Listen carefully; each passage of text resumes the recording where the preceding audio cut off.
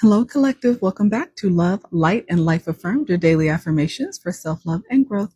Hi, you guys. Welcome back to the channel. So, you guys, this is our weekly oracle messages for the upcoming week. This is a very important week for the collective. There's a lot of releasing that's going to be needed on Sunday, September 7th, September 9th, 9/9. It's a very important day as well. And the next few weeks, all the way through to the 21st, is going to be very, very important that you stay in a positive mindset. In the next 48 to 72 hours, it's time to release what no longer serves you. So, this oracle message is going to be messages for all of my collective, my divine feminines, my divine masculines, and any other cross watchers who would love to have this information that would be helpful for them as well. So this week, I'm going to start with my divine feminine oracles. I will then do a few oracles for my divine masculines, and then I will do a few general oracle messages as well. Okay, so stay tuned, because this is going to be important for this upcoming week, but also over the next few weeks. All right, beautiful. So Divine Feminines, let's start with you. Welcome back, all of my current followers and subscribers. Thank you guys so much for being here with me again. I always love having you here with me. I appreciate all of your love and support. You guys just don't even know how much of a blessing this is that you allow me to bring you words of encouragement, words of wisdom, words of advice. It makes me feel happy. So thank you so much. All of my incoming followers and subscribers, welcome to the Soul Tribe. Welcome to the family, you guys. Thank you for allowing me to bring wisdom to you as well. I always pray that the messages are useful in some way. If you find a message resonates, I always, say it's good to save them so you can come back and reference them later, because my messages are timeless, you guys, okay? All right, let's start with my Divine Feminines with your first oracle for this upcoming week, leading into the next few weeks. What is the most important oracle message for our Divine Feminines at this time? Okay. Number 33, beautiful number, a synchronicity for a lot of us at this time. The number 33, the number 6. The number 6 is about equal give and take. The number 6 is about accomplishments, recognition, success, accomplishment of one's goals. Exactly. All right. What is the message for the Divine Feminines? Number 33, success. The accomplishment of one's goals. Your moment to shine is just around the corner. Wonderful things are about to happen. This is a sign to let you know that the effort you have been making and work you have been doing will pay off. Success comes once we are willing to pair hard work with consistency, patience, and a kind heart. Affirmation: I will reap the rewards of my hard work. Beautiful message to start for the Divine Feminines. This is on page 79. The number 7, the number 9 may be significant for some of you guys. Beautiful message to begin. Beautiful. Okay. Second oracle message. What's the most important oracle message for my Divine Feminines at this time? What is the most important oracle message for my Divine Feminines at this time? What is the most important oracle message for my divine feminines at this time? What is the most important oracle message for my divine feminine? Okay. Oshun of Secrets, number 38. The number 38 could be significant to you. The number 3, the number 8, and the number 11, which is about ascension. Mystery, hidden knowledge, wisdom.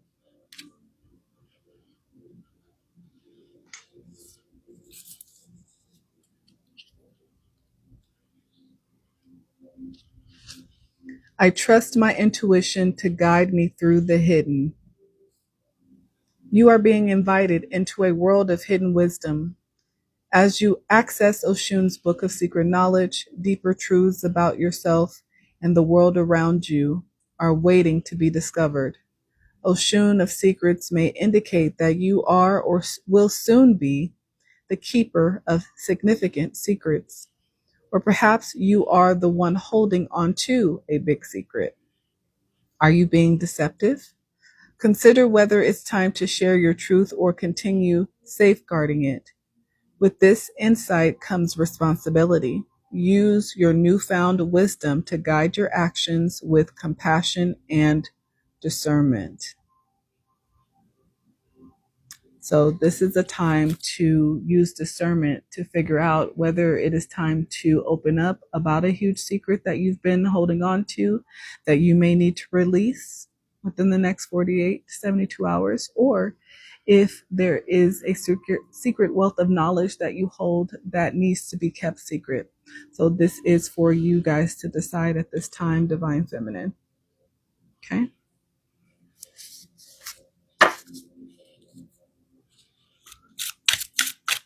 Next oracle message for the Divine Feminine.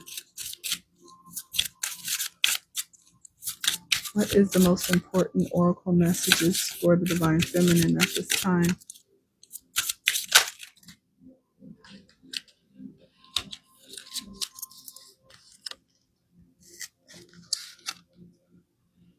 Sisterhood of Reciprocity.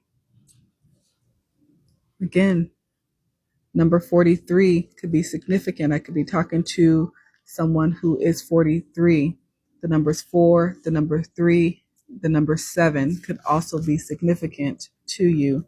The month you were born, July, the day you were born, on the 4th, on the 3rd.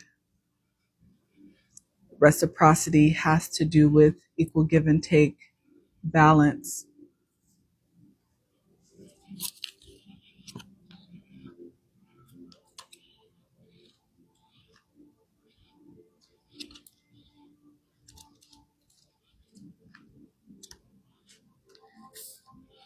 Tend to your partnerships. This could be a time to review or negotiate business, renew romance or friendship, or nurture the very partnership you have with your own soul. Much of our world suffers from a lack of understanding what our ancestors knew so well. All life is dependent on the generosity of our planet. There is no thriving without her good graces for food, water, shelter, and beauty, and we do well to remember it with reciprocity. Is it time to share? Celebrate her bounty. Give back to her resources, to your relationships or communities. Long ago, we honored the lack of resources in the winter season with hopeful light giving ceremonies. We celebrated the harvest with offerings and gratitude. We marked each season, each birth, death, and love affair by honoring our Earth Mother as benefactress. A woman in total control of herself carries this practice forward, knowing that all parts of her life are interdependent with the elements, creatures, and plants of the earth, the same way that her healthy psyche relies on all her parts working together. She must balance her genius with her shadow, reconcile her love with her fear, strike a balance between her logic and emotion. All parts of her life she is proud of must dance with those monstrous parts she fears in order to experience a bountiful, creative life. Take stock of where you are entwined in healthy partnership and where you are not. This is a time for tending the dance of reciprocity. So this is encouraging you, Divine Feminines, this coming week and in the next couple of weeks to find reciprocity in your relationships with yourself, with your partnerships, with your communities, to find true balance between your light and your dark, to show gratitude where gratitude is due, and be grateful for all of the blessings, big and small, that you have received, that you are receiving, and that you will receive. Because as we've discussed, that success is just around the corner. The work that you have been putting in is about to be rewarded. Beautiful. My Divine Feminines, those are your messages. Now to my Divine Masculines. Let's get a few messages for my Divine Masculines as well. Thank you guys both for being here. Thank you for allowing me to bring messages of healing, of love, of light, wisdom, strength, joy, success to your lives. All the love that you guys send me in the channel, I send it back to you guys tenfold with so much love. All right, Divine Masculines, what healing messages are going to be important for you guys? What healing gods are going to be important for my Divine Masculines this coming week and the upcoming weeks?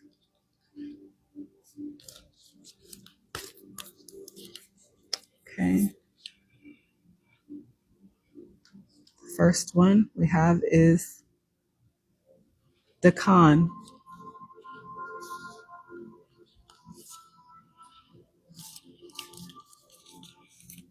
Need two more for my Divine Masculines. Two more for my Divine Masculines.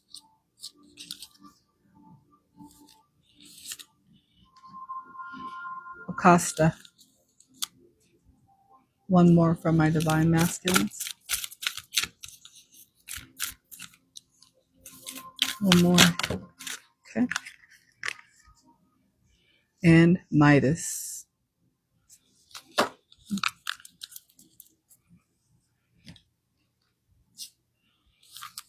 So the first one is Dakan.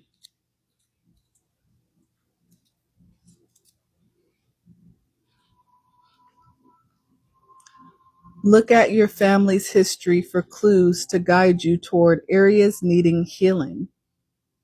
Break generational curses by changing patterns, ways of thinking, and behaviors. Dakan's message.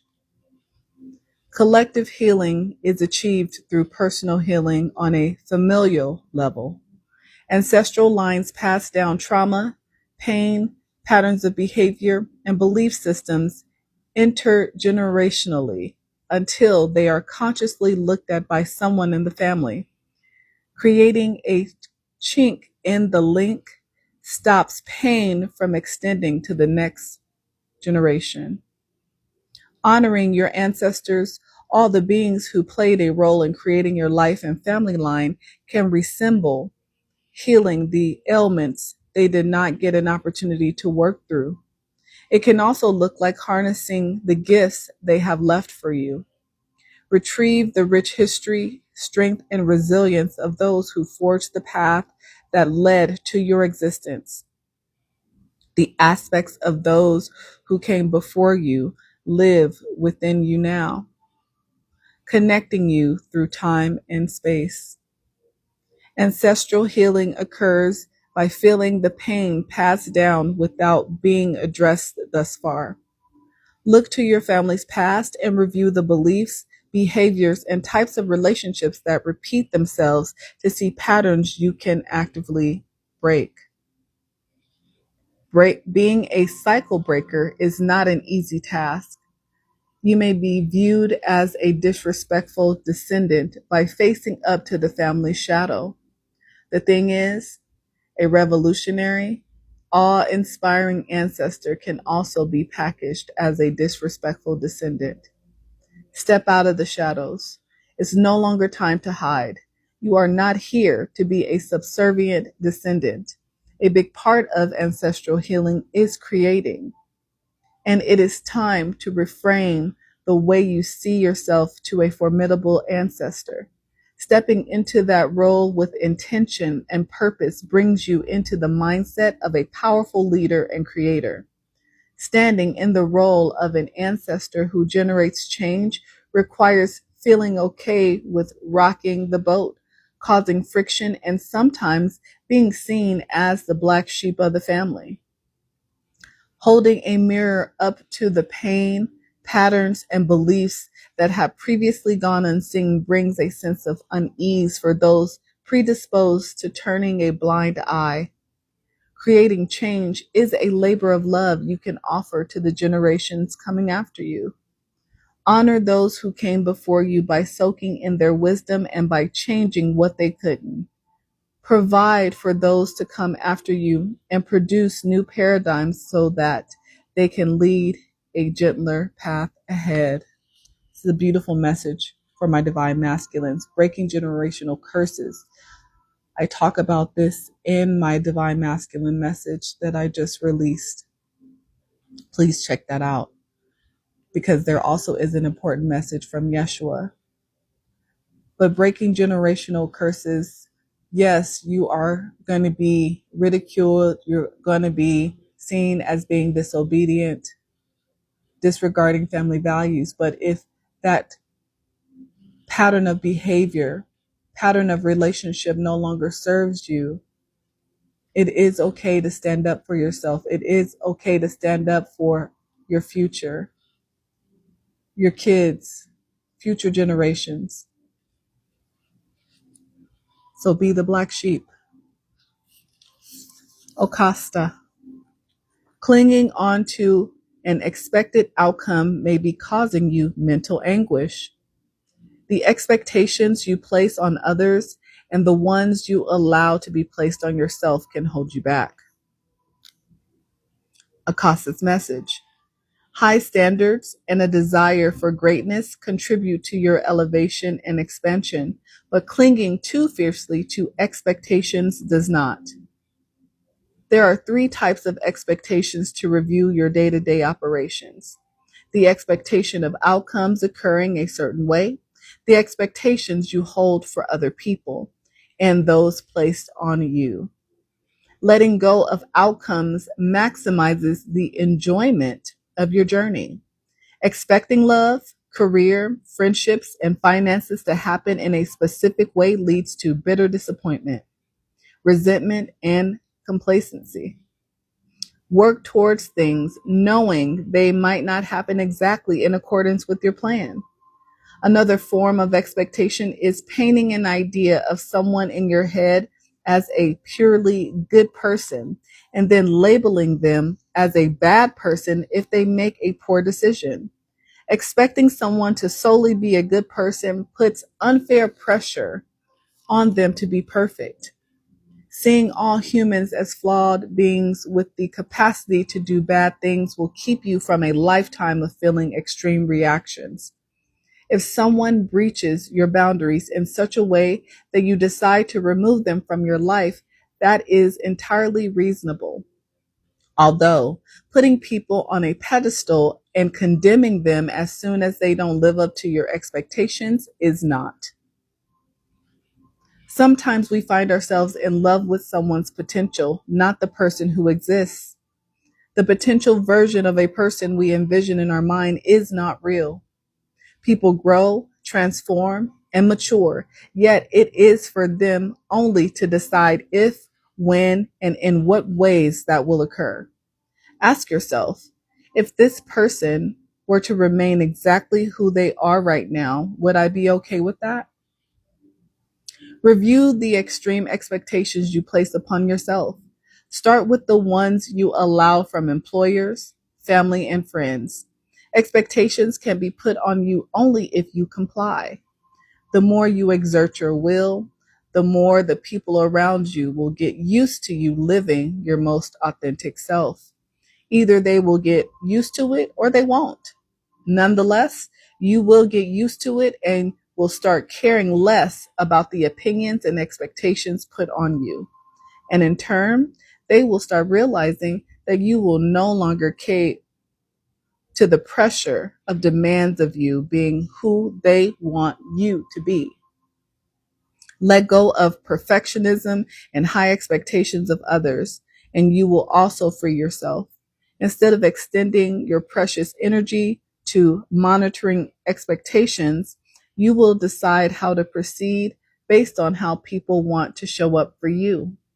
The return of energy wrapped up in the various types of expectations will be ready to be used with relish. Beautiful message again for my divine masculines.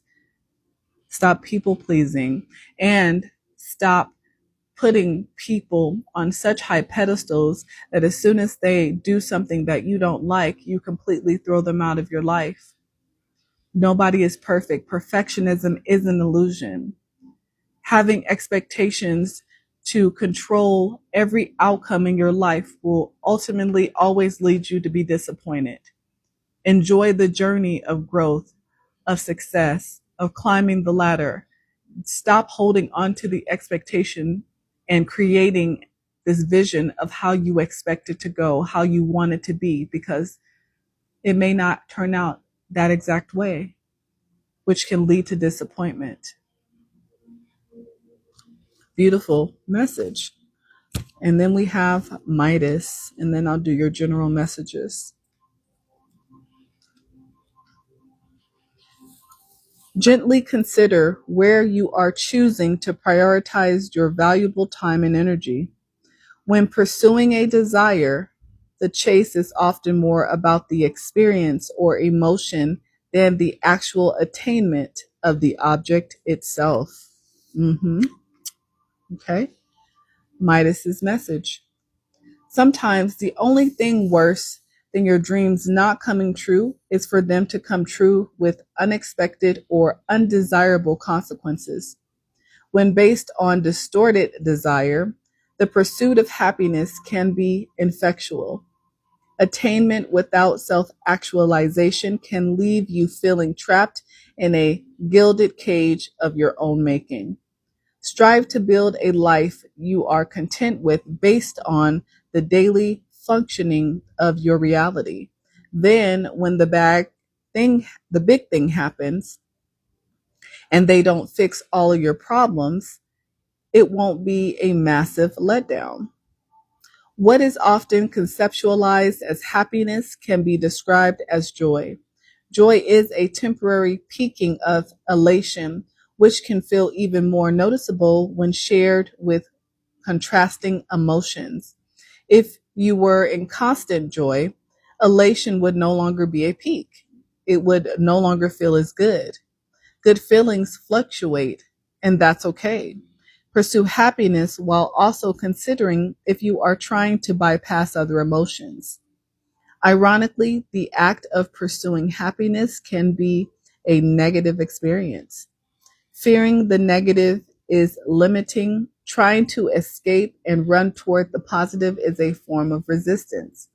Not being afraid when the negative arises is a generative experience. When you find satisfaction in the mundane, you can chase the marvelous. Relish in small daily pleasures and routines that feel good to you. People often desire things because they think they will give them a certain feeling or fill a hole in their lives.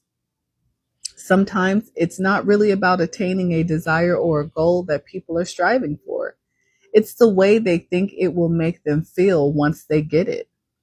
When you pin all your happiness on receiving something, you may get it and realize it hasn't transformed all of your shadow into gold. When the arrival of a manifestation doesn't bring the expected ecstatic joy, it is incredibly disappointing. Work on the underlying shadow. Arriving at a state of contentment outside of big life wins will help you enjoy those moments more when they arrive. Instead of having them be the escape from difficult emotions, they can be a lovely addition to an inner world that has already received careful attention. Being content does not mean you stop desiring change and no longer have goals to strive towards. Enjoy the process and don't connect your happiness to the outcome. The journey will feel so fruitful and rewarding that the outcome will be the cherry on top of an already awesome Sunday. Another great message for my divine masculines. This is about not having, shiny syndrome, chasing after things that you think once they have them will eliminate all of your negative feelings, get rid of all of your traumas, your hurts, your pains, only to find that once it's received, it doesn't have the impact that you thought, or once you've received it, after the thrill of the chase is gone, it doesn't bring you the level of happiness or elation that you were expecting. And it is because you have not dealt with what is truly hurtful, what's truly painful within. So Midas's message is to, yes, chase the things, the goals, the desires. However, you also need to heal the wounding, the pain, the loss, the disappointment that you're trying to avoid by obtaining this goal, this desire, person, place, or thing. It is not going to eliminate what is within. Only you can heal through that. Wonderful. Okay. All right. So let me get you guys your intuitive message, your general message for both my divine masculines and divine feminines. You guys are beautiful. Thank you so much for being here with me again. I pray that these are useful for you this upcoming week, especially starting again on September 7th. Make sure you are releasing things that no longer serve you at this time. That is where your focus should be. Release. What do I need to release? So what is the general message for the collective for this upcoming week? What is the most important general message for the collective this upcoming week? What is the most important general message?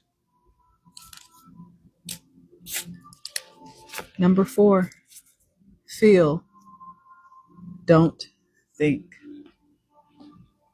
The number 4 may be significant. You may be born on the 4th. You may be born in April.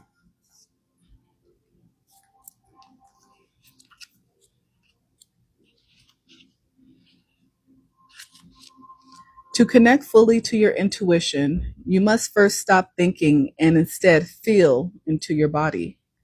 The mind is a thinking machine designed to analyze the past and predict the future.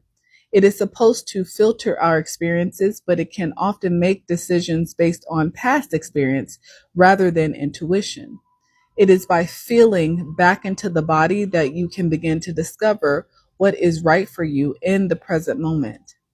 It's time to let the mind rest and tap into the innate wisdom, your intuitive whispers, that lies deep within you.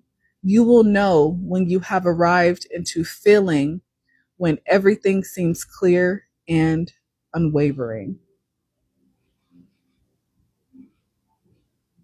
Beautiful.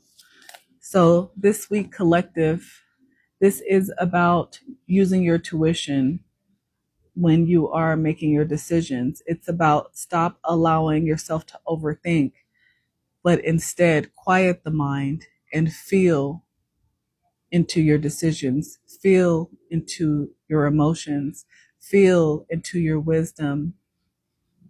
Allow your intuition to be heard because it is just a whisper. It doesn't make you anxious, nervous. It is quiet and it makes you feel calm. It makes you feel in balance, in a balanced state. So that's how you will know. So this coming week, practice, feel, don't think.